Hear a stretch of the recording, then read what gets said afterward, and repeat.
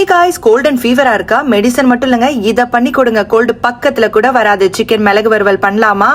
ஒரு பேன் எடுத்துக்கோங்க, நல்லெண்ணெய் போட்டுக்கோங்க. சோம்பு, பட்டை, லவங்கம், கிராம்பு, ஏலக்காய், இஞ்சி பூண்டு பேஸ்ட், காஞ்ச மிளகா, கருவேப்பிலை போட்டு நல்லாவே எண்ணெயில பொரிய விடுங்க. ஆனியன் போட்டுக்கோங்க. ஆனியன் ப்ரௌன் ஆகிற வரைக்கும் வெயிட் பண்ணுங்க. சிக்கன்ல தயிர் போட்டு நல்லாவே மேரினேஷன் பண்ணி வச்சுக்கோங்க. அப்பதான் சிக்கன் சாஃப்டாவும் பச்சை வாடையும் இல்லாம இருக்கும். ஆனியன் நல்லாவே வதங்கினதுக்கு அப்புறம் நம்ம மேரினேஷன் பண்ணி வச்சிருக்க சிக்கனை போட்டு ஒரு தக்காளியும் அதோட ஆட் பண்ணி நல்லா வதக்கி விட்டுக்கோங்க. வீட்டில் நான் மசாலா ரெடி பண்ணியிருக்கேன். எல்லாமே 1 டேபிள் ஸ்பூன் எடுத்திருக்கேன்.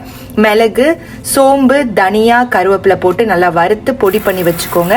சிக்கன் ஒரு ஹாஃப் குக் ஆனதுக்கு அப்புறம் மஞ்சள் தூள், உப்பு, நம்ம பொடி பண்ணி வச்சிருக்கேன் இந்த மசாலாவையும் அதில் ஆட் பண்ணி நல்லாவே மிக்ஸ் பண்ணி ஒரு 10 மினிட்ஸ் வேக விடுங்க.